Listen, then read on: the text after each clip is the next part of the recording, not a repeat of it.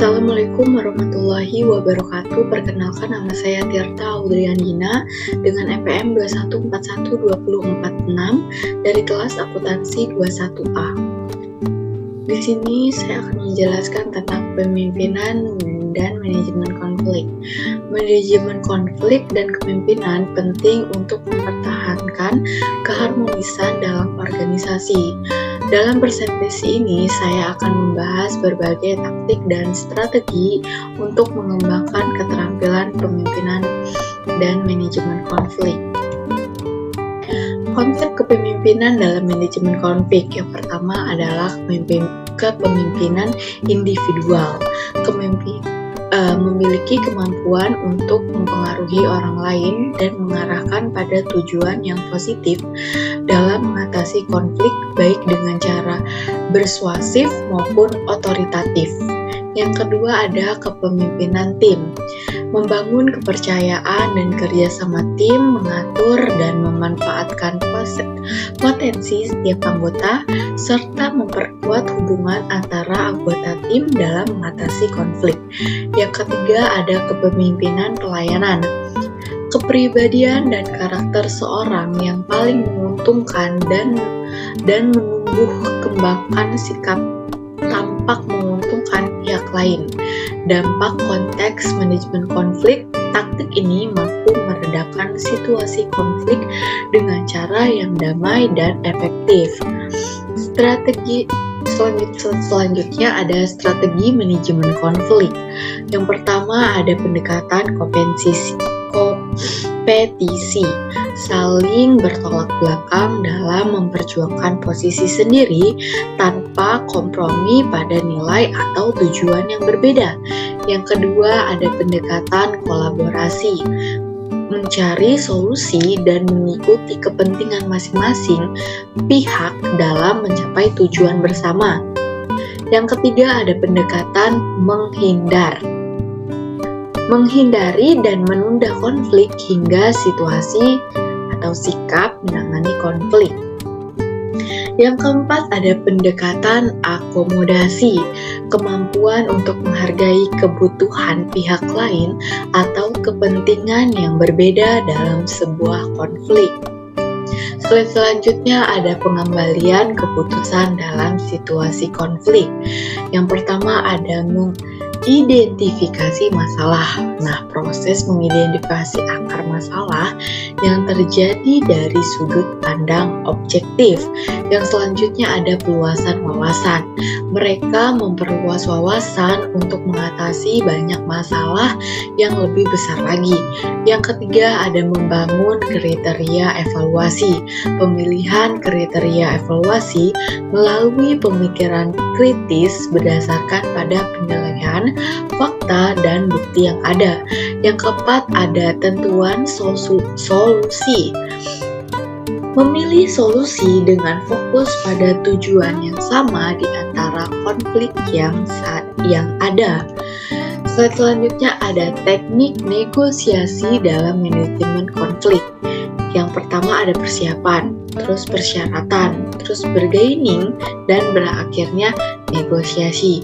Persiapan ini menjelaskan pandangan, perspektif, kebutuhan, dan ketertarikan dan beberapa alat dan sumber kekuatan sebagai basis pada saat melakukan negosiasi. Yang kedua ada persyaratan, menentukan persyaratan dan batasan dalam menyelesaikan konflik agar meredakan tensi dan memperkuat kepercayaan. Yang ketiga ada bargaining, yaitu menyelesaikan perbedaan melalui tahap memberikan, menerima, dan mengambil alih secara bertahap sampai tuntutan dan target tercapai. Yang selanjutnya adalah berakhirnya negosiasi, menjelaskan solusi dan konsekuensi bagi kedua belah pihak serta menilai kesuksesan negosiasi. Yang selanjutnya adalah pengaruh budaya terhadap manajemen konflik. Contohnya di Amerika Serikat menonjolkan individualisme, hak asasi manusia, dan kesetaraan antara individu yang dapat mempengaruhi perilaku masyarakat secara luas pada akhirnya dapat menyebabkan konflik. Di Jepang memiliki tata cara dan budaya yang mulia sehingga dapat menghasilkan unsur-unsur yang penting untuk pengelolaan konflik yang efektif. Di Cina mempunyai tradisi dan sistem nilai yang dianggap khas, di mana konflik ini dianggap sebagai suatu yang buruk dan harus menghindarinya. Selanjutnya ada studi kasus manajemen konflik. Yang pertama ada kasus pemilihan jabatan. Nah, memilih seseorang untuk posisi teratas dalam sebuah perusahaan. Ada 3 kandidat yang sangat memenuhi persyaratan. Penggunaan teknik negosiasi untuk mencegah konflik antar kandidat. Yang kedua, pengalihan sumber daya. Konflik ini muncul ketika satu divisi meminta pengalihan sumber daya dan divisi lain yang juga membutuhkannya. Penggunaan strategi kolaborasi dan teknik negosiasi untuk memecahkan konflik. Yang ketiga ada konflik antar pribadi. Seorang karyawan merasa diabaikan oleh kelompok kerjanya. Ini menyebabkan ketidaknyamanan dan ketegangan. Memanfaatkan perubahan dan pandangan pihak teknik akomodasi pada konflik interpersonal. Dan selanjutnya ada penutup dan kesimpulan. Kepemimpinan terbukti. Kepemimpinan yang baik adalah kunci dalam manajemen konflik yang efektif. Kepemimpinan terbukti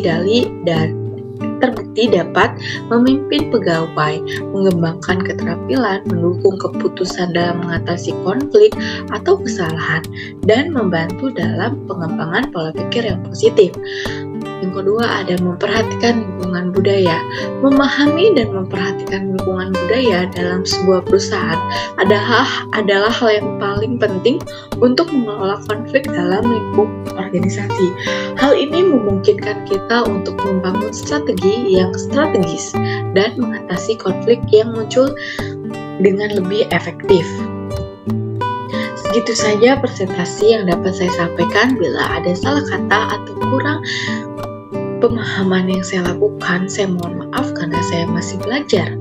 Saya akhiri, wabillahi taufiq wal hidayah. Assalamualaikum warahmatullahi wabarakatuh.